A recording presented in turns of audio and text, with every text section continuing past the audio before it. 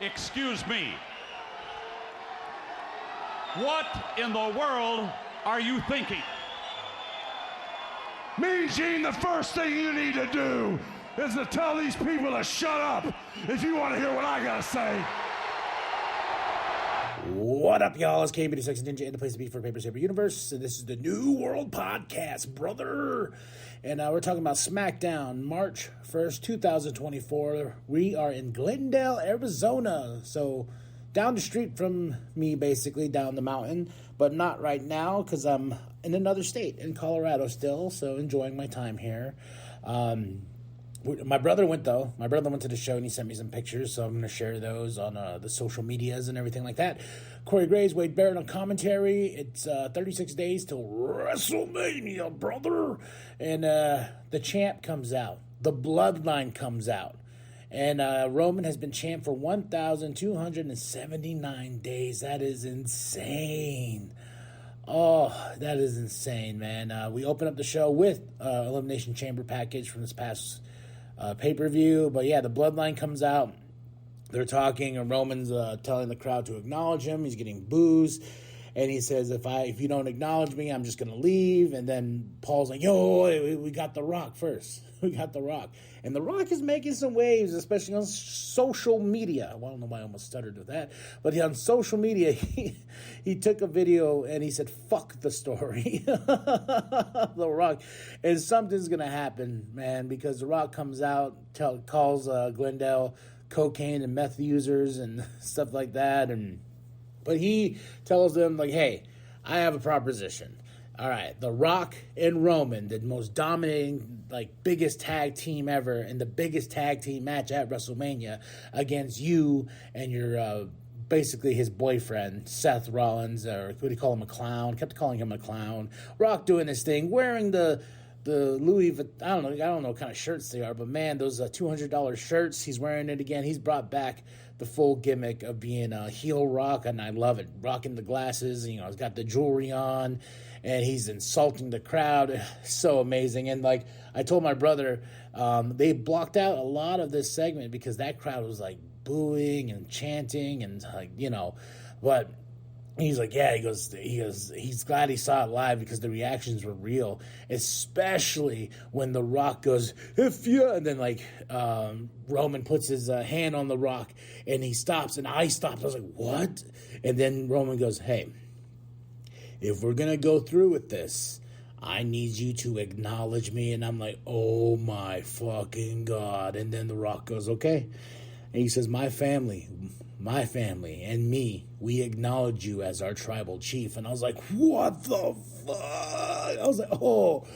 And that got another bleeped out on the TV because it was a holy shit moment, man. And I told my brother, he says, yeah, it was real as it can be in that place. And you just couldn't deny the energy and whatnot. So The Rock threw it out there. We've been talking about this tag team match for a bit. And them teaming up because we didn't know what they're going to do. The Rock's involvement here, how does that affect him? And The Rock said, and he put some stipulations on this tag team match. He says, okay, if Cody and Seth beat the Bloodline, Bloodline will be banned from ringside.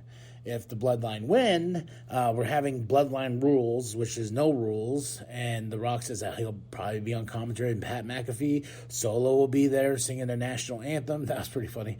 And, he says Paul Heyman can be here. But, we're going to be in effect. And I'm going to make damn sure that you do not walk out as champion. So great stuff to open the show. I think it ran a little bit longer than it should have because it took a good, almost 30 minutes of the show because right when we get to the first match of the night is Naomi versus Tiffany Stratton. Naomi's already out there. We got Tiffy coming out. So they definitely, I think we went overtime in the opening of the show, but it was worth it. A lot of great stuff. And The Rock milked a lot of great stuff in this segment, man. Naomi and Tiffany, fun match. Tiffany got the win. And the crowd is for Tiffy. My brother was saying she got a huge pop in response. And I was like, good. I love Tiffany Stratton. I think we can... we'll probably see her as a champion in the next couple years. It's a guarantee because that crowd really did like her. And and The Rock said pro wrestling is cool again because of him. But no, pro wrestling is cool, goddammit. Bailey, Dakota Kai versus the Kabuki Warriors. we all thought Dakota Kai was in Bayley's corner, but no. Dakota Kai showed her true colors, and as Bayley was trying to go in for the tag, Dakota Kai jumped off the ringside, and Bayley was like, "Oh shit!" And then my favorite moment of this is as they were trying to attack her, Bayley just darts at Dakota, just starts swinging, but of course the numbers game. No one comes out and saves her, and this makes me wonder even more if this is the hint. You know, I already know. I'm just saying this. I already know that Mercedes Moné's like destined to go to AEW. You know, this and that, but there's no real confirmation. But what if Sasha comes back to save Bayley from damage control? I'm really thinking that could be the case. I just have that feeling, man. And because no one came out to save Bayley, but who's gonna save Bayley? Her fucking real best friend. Like, that would be great. A great WrestleMania moment too. But she was betrayed, and then we have him backstage, and Jade's there, and I'm wondering what we're doing with Jade Cargill. Like, I feel like they're waiting too long on her. Like, I'm just, every time I see her, I'm like, yeah, and I'm like, oh, we're doing nothing with her again. Great, that's cool. But Nick gets in the way. He's like, hey, you guys need to go. But we'll talk later. I'm conducting business here. Jade, they walk off. Next up, we have Braun Breaker versus Squash Gang. The match was less than... I think I walked in to go grab a Kleenex for my nose. It came out. It was over. 1, 2, 3. Braun Breaker got the win. And when they did the playback commentary, Corey Graves was like, we can watch the whole match. Boom. 1, 2, 3. There we go. I was like, oh, okay. LDF, because we have a big street fight coming up with Santos and Carlito, are at the restaurant. I wonder if that's the same setup they used for the family, because it kind of looks like it.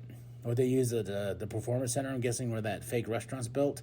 They're in their staging area for these behind-the-scenes things. But, yeah, they were talking about Familia and everything like that. But we have the street fight, Santos versus Carlito. Of course, it's going to be fun. Angel and Humberto are going to, they interfered. And LWO comes out to save the day. But the biggest one was Rey Mysterio. Rey Mysterio. And this was some fun stuff right here, man. And he came out on the crutches, and everyone's like, oh, he's hurt, blah, blah. Nope, he's 100%. And I'm guessing we're going to see Santos Escobar versus Rey Mysterio at WrestleMania. I feel that's going to be a big thing. We're coming up into our main event, but we also have Tyler and Pete telling Nick we'll do anything to go after, we'll do anything to go after those tag team championships again at WrestleMania. And Nick is like, whoa, WrestleMania's a tall order, but me and Adam have been talking about this, so, I'll get back to you. Then he hears LA Knight, and at the starting of the show, backstage with Austin and Waller making fun of Randy for getting knocked out and some other stuff in the chamber and how LA got beat down. And he comes up, he's like, did you see AJ? They're like, oh, no. And Randy is behind them. They don't know he's behind them. And LA's hunting at this point later on in the show. And he says, no one's getting in my way. AJ thinks it's funny. He goes, I'm going to put this chair up across his head and nobody is going to get in my way. And he looks at Nick, and Nick's like, oh, yeah? And he's like, yeah. But this is what sets up the main event. Earlier in the evening was Austin and Waller making fun of everybody in the chamber, and Randy's back. He's like, you want to know what's fun? Let's make more funny moments, huh? How about either one of you? And of course, Waller just basically offers up Austin Theory again. Oh man, so that gets up Randy Orton versus Austin Theory for the night. Kevin Owens is on commentary. Fun match. Really, really fun match. And they said Logan Paul is going to be back next week, so we're definitely getting a 3-way for that United States Championship.